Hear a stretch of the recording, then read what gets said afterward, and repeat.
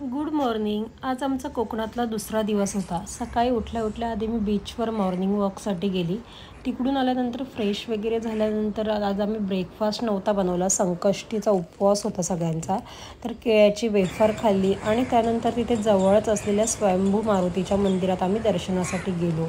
मंदिराच्या परिसरात स्वच्छता खूप छान ठेवलेली, त्यामुळे तिथलं वातावरण अगदी प्रसन्न वाटत होतं.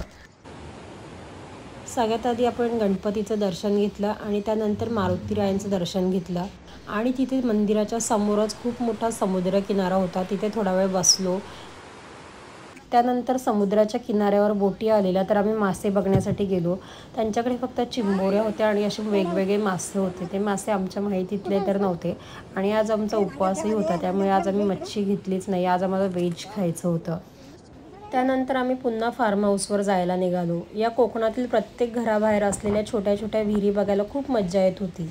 तिकडे आल्यानंतर आम्हाला तिकडच्या दादाने 4 ते 5 नारळ झाडावरून काढून फोडून वगैरे दिले. मग आम्ही नारळाचं पाणी प्यालो, मलाई खाल्ली. तेव्हा कुठे बरं वाटलं नाही, तर आम्ही उपवासासाठी काहीच बनवलेलंही नव्हतं. मग आम्ही संध्याकाळी भाजी आणण्यासाठी गुहागरच्या मार्केटमध्ये गेलो.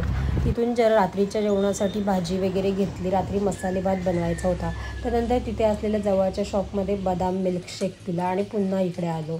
खूप सारे पापलेट आलेले तिथे. पापलेट पापलेट पापलेट आणि आम्ही या 2 दिवसात खूप पापलेट खाल्ले ती.